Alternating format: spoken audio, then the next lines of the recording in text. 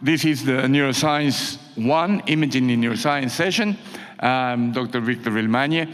We have a very nice packed session with very good speakers.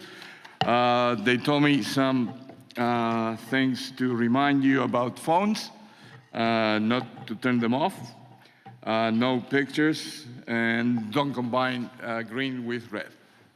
Next presentation is going to be by Professor Kik Frey from Ann Arbor, Michigan. And I don't want to say the USA because, yeah. And we'll talk about appropriate use of amyloid PET and the IDEA study. Very good, thank you. Well, that was a nice introduction, at least at the beginning, to the concept of amyloid imaging. And thank you to the organizers for inviting me to address you today. What I've been asked to talk about will come at the end of the talk, appropriate use of amyloid PET, and a recently undertaken study called the IDEAS study. But in order to set the stage for this, I want to simply make sure that we're all understanding what the salience of amyloid imaging is and how we come about this. So first, this is my Venn diagram of neuropathology. And what you see here in the black letters are the names of a number of pathologically defined entities. And in the circles, the large circles, the kinds of protein depositions that the pathologist uses to achieve the diagnosis. So we have amyloid angiopathy, Alzheimer's disease, a Lewy body variant Alzheimer's disease, dementia with Lewy bodies, Parkinson's disease, multiple systems atrophy, and then the circle off to the right, we have some degenerations that I've labeled as tauopathies. These are PSP, frontotemporal lobe dementias, and cortical-basal degeneration. I would caution us, though, that when this slide was initially constructed about 8 years ago or so, we thought all of these in the blue circle were tauopathies. It turns out that other protein depositions, especially TDP43 and progranulin, are in that circle as well. So it's not just tau accumulations that defines those conditions. But for the purposes of what we're going to talk about today, the issue is to reduce this group of diseases and syndromes to these, which are the ones that present primarily as a progressive cognitive impairment and dementia. And so these are Alzheimer's disease, frontotemporal lobe degeneration, and then Lewy body diseases, either the Lewy body variant of Alzheimer's or dementia with Lewy bodies. And you can see here that 3 of these conditions are associated with amyloid deposition, and the frontotemporal lobe dementias are not. So amyloid imaging is of key importance if one wishes to distinguish between these 4 syndromes, at least the 3 that are potentially amyloid positive versus the one that does not involve amyloid. And fortunately now we have 3 clinically approved radiotracers that are amyloid avid. And the good news about all of these is that they have fundamentally the same imaging properties. So in each of these image pairs, stolen from one of our moderators, Dr. Rowe, the amyloid negative brain is the one where the predominant signal comes from subcortical white matter. The amyloid positive brain is the one where the cerebral cortex dominates the pattern. And all of the pharmaceutical manufacturers have provided their own specific guidelines about how one is to decide whether an individual example is positive or negative, but fundamentally they all rely on the contrast between cerebral cortical gray matter and the immediately subjacent white matter signal intensities. Now, another caveat that has actually come from the use of these agents in clinical trials, and that is that the presence of fibrillary amyloid as detected by these procedures is not equivalent to the diagnosis of Alzheimer's disease, let alone to the diagnosis of dementia. It turns out that there's an age-related accumulation of individual subjects who are amyloid positive, and this occurs in greater and greater proportions as we achieve ages above age 60. Those that are symptomatic and have mild cognitive impairment are indicated by this orangish line, which suggests to us that many of these patients that are not yet demented, but who have cognitive abnormalities on their neurologic examination, have an underlying amyloid deposition process. But this cartoon from Cliff Jack summarizes what several investigators have proposed, and that is that the amyloid deposition phase of typical sporadic Alzheimer's disease anticipates by perhaps as much as a decade the subsequent development of tauopathy with neurofibrillary tangles and synaptic degeneration, and that this anticipates the development of dementia, which is different in patients who have more cognitive reserve than in those who don't and have a higher risk. In our laboratories, we focused on the ability of identifying individual subjects who are amyloid positive. These are examples of surface renderings of the amyloid deposition patterns in several different patients. The first of these, typical Alzheimer's disease. The next row, a patient with Parkinson's disease who then developed dementia some 8 years later. And finally, a patient with dementia with Lewy bodies. On the bottom is a typical frontotemporal lobe degeneration subject who is demented but without amyloid deposition. And I think what you can see from looking at the top 3 rows is that the pattern of amyloid deposition, although the intensity in these 3 individuals is somewhat different, but the pattern is very well conserved. And we actually investigated this more directly in group averages. So the top here is an average of 28 probable Alzheimer's patients. The next row is 4 dementia with Lewy body subjects, and then the bottom row, what we see typically in a frontotemporal lobe dementia degeneration group. The average pattern in Alzheimer's disease and in DLB and in PDD and frankly in all of the amyloidopathies we've seen looks like this, with prevalent high levels of amyloid deposition in the frontal lobes, next most or equivalently high in the precuneus posterior cingulate, and also involving the anterior cingulate cortex. There's a less likely but still significant increased deposition seen in the temporoparietal association cortices, but very often sparing of the pre- and post-central primary motor and primary sensory cortices, and relative sparing of the occipital association areas. So the top is the average of 28 subjects. The second row, though, is if we threshold each individual at a relative distribution volume value of 1.6, this is now the group membership map. So what percentage of these 28 subjects have excess amyloid in any of these regions? And you can see those 2 patterns look very similar. And this tells us that fundamentally the pattern in each of these individual patients is very similar. So what we did in our laboratory was to address what the clinical impact of assessing brain amyloid could be in diagnosis of dementia. We recruited 75 subjects with a mild dementia, and we put them through an experimental protocol where we did routine clinical evaluation and then subjected that clinical information to a consensus of 3 dementia experts to classify what the dementia syndrome was. In parallel with this, we did PET imaging of amyloid deposition and of nigrostriatal tract integrity. And this was our PET analytical approach. So Alzheimer's disease we defined as amyloid positive and with normal nigrostriatal innervation. Dementia with Lewy bodies focuses on a severe reduction, usually bilaterally, of nigrostriatal innervation.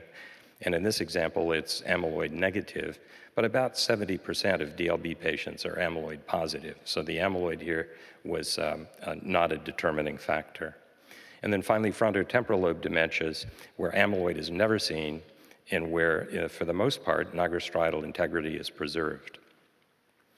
And here's what we found. So out of these 75 subjects, we could account for 49 who had a concordant clinical consensus and neurochemical classification. So that leaves these guys who are misclassified by one or the other, and that accounts for 35% of this total sample, so a very substantial number of discordant classifications by these 2 approaches. Over the following 5 years, a number of these individuals came to autopsy and were definitively classified. And here we have a report on 36 of those 75, where in 33 of the 36, there was a concordant PET and autopsy result. The discordant results were somewhat understandable.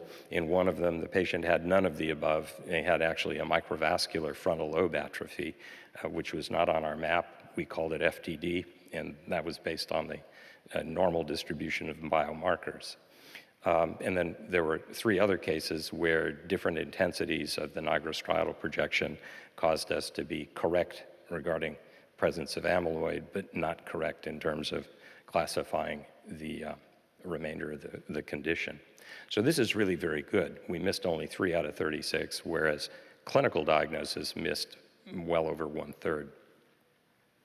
So at this point, the SNMMI came forth with recommendations on the appropriate use criteria for amyloid PET imaging, given that we know how it performs, that amyloid positivity is identified with increasing likelihood in cognitively normal elderly individuals, but with the expectation that in affected individuals with mild dementia, there's good predictive value of what the patient's individual diagnosis is. So the proposed indications here are all in circumstances where there's clinical uncertainty about the underlying cause for a patient's problem. The first group of indications, or the first indication, is in a patient who has dementia, but of unknown cause, and usually we would want there to be some concern that they don't have a typical course and a typical presentation for Alzheimer's disease. So the atypical aspects can include, first of all, a competing diagnosis, say head trauma or substance abuse or the like, but particularly also a young age at onset, which makes FTLD more likely. Prominent behavioral dysregulation, so frontotemporal lobe dementias have this limitation. And then other focal presentations, particularly primary progressive aphasia and posterior cortical atrophy, where visual difficulty is the leading symptom. The second instance is progressive mild cognitive impairment without established cause, and again, where there's diagnostic uncertainty as to the underlying neuropathology.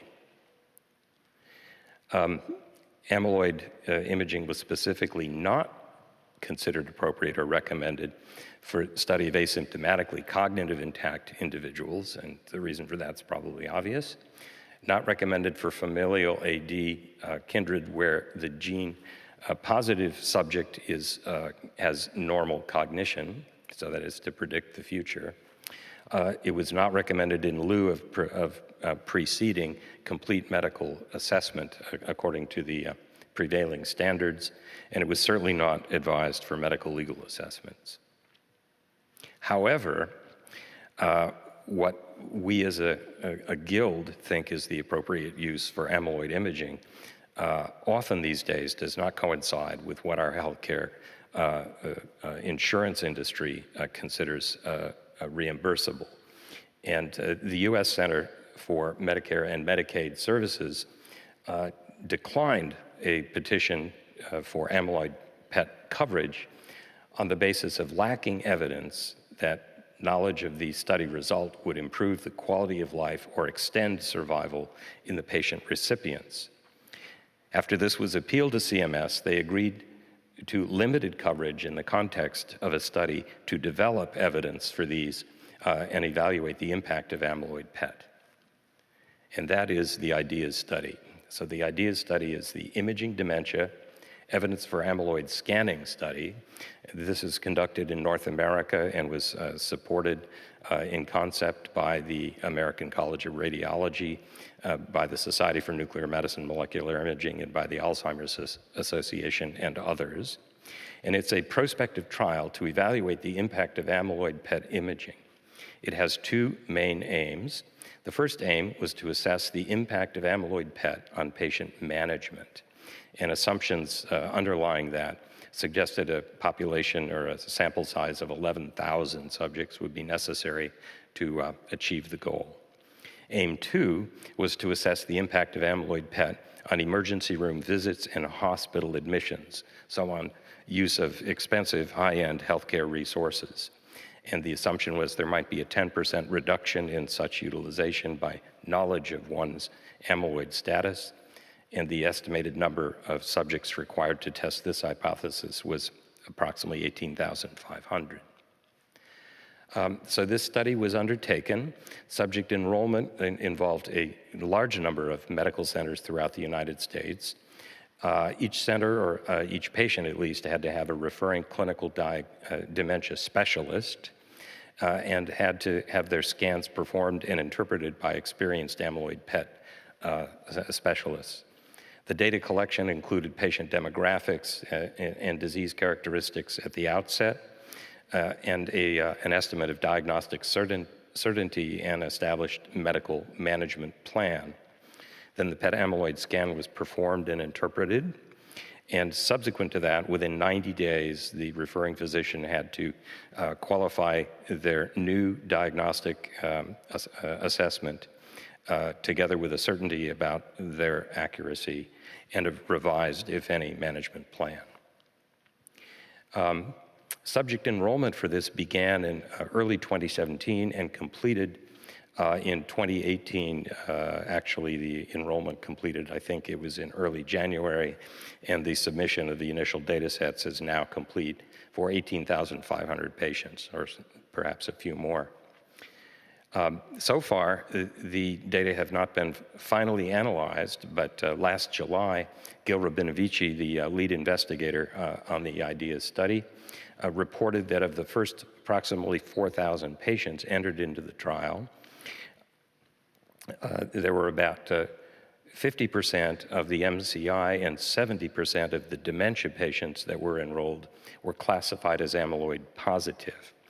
In addressing specific aim 1, the management in these patients was changed in approximately 2/3 of subjects, so a much higher change in medical management than was actually posited by the study rules. And the most frequent change here was a change in medication.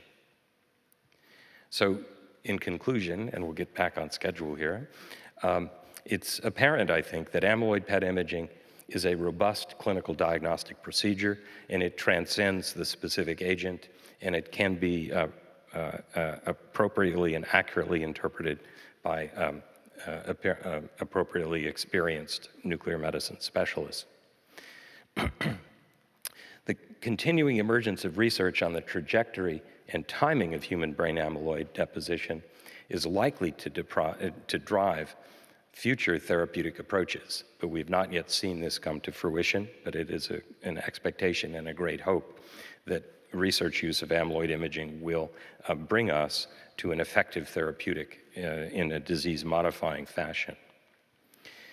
But even in the absence of disease-modifying treatment for Alzheimer's disease, amyloid PET appears to offer significant benefits to patients and to their providers regarding management of their problem, its diagnostic classification, use of available existing medications, and of course counseling and a discussion with patient families. So I'll stop here. Thank you. Thank you very much. We have the questions at the end. Next presentation will be by Professor Christopher Rao from the Austin Hospital here in Melbourne, and we'll be talking about disease-modifying trials in Alzheimer's disease and the role of PET imaging. Thank you, Victor. So you've already seen a review of the neuropathology of Alzheimer's disease, two major findings at histopathology: amyloid plaques and neurofibrillary tangles, the latter consisting of aggregated tau. So many of the therapies designed or under trial for Alzheimer's disease are aimed at these two pathologies. So this was a chart created last year, and every one of these points is a trial that's going on somewhere in the world in Alzheimer's disease. These sectors show that the area that they're particularly targeting, so at 12 o'clock, they're the disease-modifying immunotherapies. And you can see a good number of those have made it into phase 3. Unfortunately, a few of those have since fallen over since this chart was made, and their trials were unsuccessful. On the right-hand side, you can see disease-modifying small molecules, and that they have a number of mechanisms of action. And on the left-hand side, trials of medications that are symptom-reducing small molecules. To summarise that, there's currently about 100 trials in progress. I think there's probably about 35 underway here in Australia. And just to reiterate, there's the anti-amyloid antibodies, and the ones that are still in active trial include aducanumab, crenezumab, and gantenerumab. There's anti-amyloid vaccines. Some of you may know the story that the first vaccine study done more than a decade ago had to be abandoned because although it was clearing amyloid, it was also causing encephalitis in a certain proportion of patients. So for safety reasons, that approach was abandoned. However, companies are now going back and have designed vaccines they consider safer. So we're seeing a re-emergence of anti-amyloid and anti-tau vaccines. There's drugs or small drugs that inhibit the production of A-beta-42, which is the peptide that's produced in excess or fails to clear away and then aggregates to form amyloid plaques. And one of the enzymes that used in producing that A-beta-42 peptide is called beta secretase. There's been various trials of inhibitors for that. Unfortunately, several of those have been abandoned halfway through because they've undertaken a futility analysis and it didn't look like they were going to reach their target. There's tau aggregation inhibitors just going into trials. There's various sorts of anti-inflammatories. There's symptomatic therapies looking at serotonin modification. There's dietary supplements. There's intranasal insulin. There's curcumin. There's lots of other things also under trial. You've heard about the development of amyloid PET by Chet Mathis and Bill Klunk at the University of Pittsburgh. PIB, by the way, stands for Pittsburgh Compound B. And here you can see a typical PIB scan. As you've also been shown, there are now quite a few amyloid imaging ligands available. The florbetaben, florbetaper, and flutamidamol are FDA and European Medicines Association approved, and I think also some of these are approved in Japan and Korea for clinical use. So if you've got $3,500 sitting in your pocket, you can go and have a clinical amyloid scan in the United States. But as we've heard, it's an expensive technology, so the uptake at the moment has been somewhat limited. The last tracer I've got there, NAV4694, is in phase 2, or it's entering phase 3 trials. It's an extremely nice amyloid ligand, but it's not FDA approved for clinical use at this time, but it's being used by several research sites around the world. Tau imaging tracers, went one too far. There's been a whole packet developed. The reason there's so many tau imaging tracers is Lilly, who bought the rights to T807, the first tau tracer, and it's quite a good tau tracer, aren't making it available to other drug companies to help them in their drug trials. So all the drug companies have gone out and developed their own tau tracers. Some of them have been successful and some not, and two that we've used is the AV1451, or the T807 it was called, now called flutalsapir. That's the Lilly Avid tracer with a circle around it. And the other one that's now being widely established is was developed by Merck, called MK6240.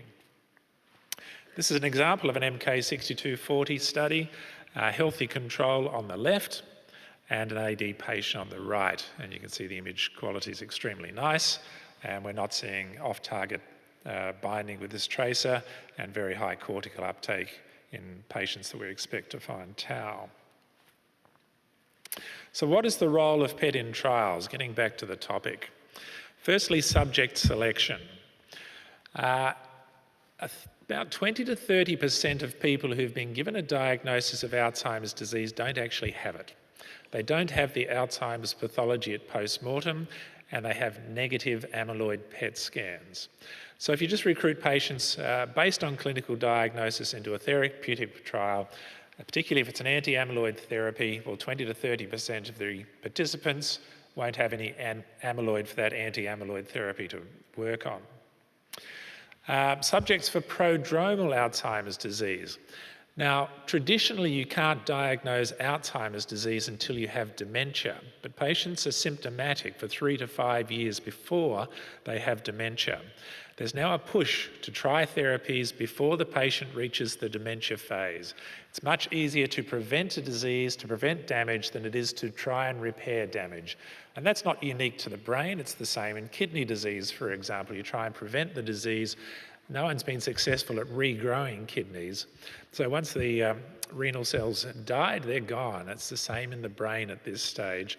So attempts to treat patients with established dementia invariably are probably destined to fail. The drug companies now realise this, and they're pushing their therapy trials into earlier phases when patients have milder symptoms or no symptoms. So milder symptoms where there's a memory problem, it's called prodromal Alzheimer's disease. And then preclinical AD is where people don't have symptoms, but they have amyloid in the brain. Now, if you just try and sort these people clinically, 50% of people with what's called mild cognitive impairment actually don't have Alzheimer's pathology. About 30% of them won't go on to develop a dementia. 20% are developing some other sort of dementia. So you can't take them and throw them into an anti-amyloid or anti-AD trial when only 50% of them are going to have the disease. So this is where PET comes in, for sorting out those that are developing Alzheimer's disease and those that aren't. And likewise in preclinical AD, about 25% of people over the age of 65 have amyloid in the brain. That goes up to about 40% at age 80, 50% at age 85. So you can find them with amyloid PET, and these people, we have shown there's progressive decline in their cognition very slowly, and they're on the path to developing Alzheimer's dementia. But you can now get them 15 years before dementia using amyloid PET. So amyloid PET now has found a big application in screening people for these preclinical and prodromal trials, and for even the dementia phase trials, making sure they've got the disease. The other big application is target engagement. Something that really annoys me is people saying all these trials are failing, so the amyloid hypothesis is wrong. The problem is that most of these trials have not used an effective agent. They haven't shown that their drug's actually done anything to amyloid. With amyloid PET, we can now start sorting this out, and we're seeing some of the antibodies work, and there is some evidence of therapeutic effect in those that are working, and some of the antibodies don't do anything to amyloid in the brain, and they've invariably been failures in terms of effect on cognition. The research criteria, because of this need for earlier investigation, research criteria were introduced back in 2007 to try and get rid of this requirement for dementia and use the biomarkers like PET imaging to make earlier diagnosis. So this started happening back in 2007.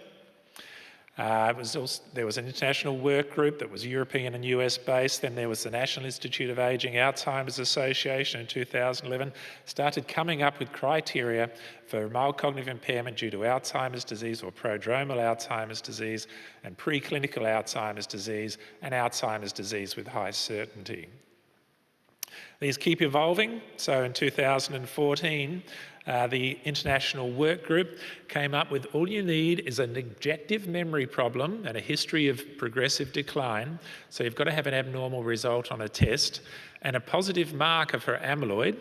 That could either be CSF or an amyloid PET scan, and you can say that somebody has Alzheimer's disease, although in this case we'd call it prodromal Alzheimer's disease because they're not necessarily the dementia phase.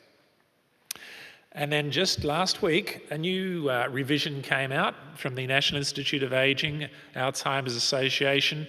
This, again, is now completely biomarker-based.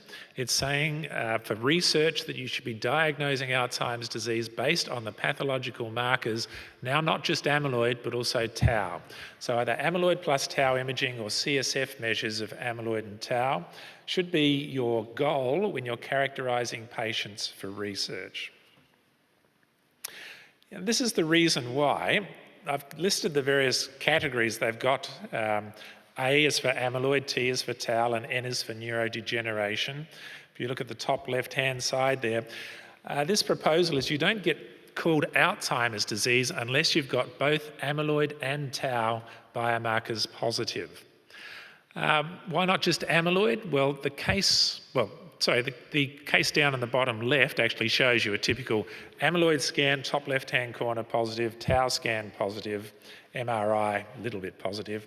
That's a typical Alzheimer's. They've got the A+, the T+, and they're called Alzheimer's disease. On the right, though, is a more older patient who is clinically Alzheimer's, but their amyloid scan in the top row is strongly positive. Their tau scan in the middle row is negative, but they've got quite severe neurodegeneration on their MRI. So they're A+, T- neurodegeneration positive. They get classified not as Alzheimer's disease now, but as Alzheimer's pathology with non-AD pathological change. So a bit of both. We're thinking now that these people have something called primary hippocampal sclerosis. It's a disease that's occurring with increasing frequency in the very elderly, and amyloid and tau imaging's revealing about 30% of people that have a clinical picture of Alzheimer's disease, have a positive amyloid scan, actually have negative tau, and so are likely to have this non-AD pathology. So it's helping to subcategorize and improve the diagnostic accuracy progressively. So these advances in technology have been applied to preclinical Alzheimer's pathology trials. There's one been running for quite some time called DIAN, or the Dominantly Inherited Alzheimer's Network. This is using those unfortunate people that have inherited an autosomal dominant gene that causes Alzheimer's dementia in your 30s to 50s. And they're trying anti-amyloid antibodies and these BACE1 inhibitors. There's the Alzheimer's Prevention Initiative. It's another study going on in people who have the autosomal dominant form of Alzheimer's disease. The A4 study is a big US study in which we also participated here in Melbourne. It's giving an anti-amyloid antibody to healthy controls who are amyloid positive. It's a monthly infusion. It's going to run for 5 years to try and show that a slowing in the decline of memory, which you do find if you follow these amyloid positive people. And then there's the early study. This is a commercial study using a BACE1 inhibitor in preclinical asymptomatic patients with positive amyloid scans. And that's going to give treatment for 4.5 years. So you can see these trials are quite demanding, quite long. Here in Melbourne, we actually went public, call for interest, got 1,000 registrations of interest. You have to be over 65, normal cognition, clinical dementia rating of 0.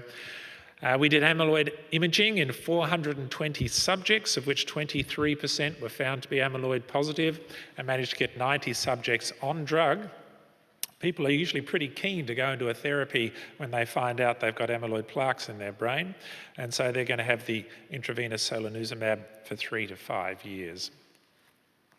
Mild AD trials, I won't say too much, there's been too many to talk about, but the ones that failed didn't show any movement in amyloid. The ones we're really encouraged about now, and it's the red bar going down, is aducanumab.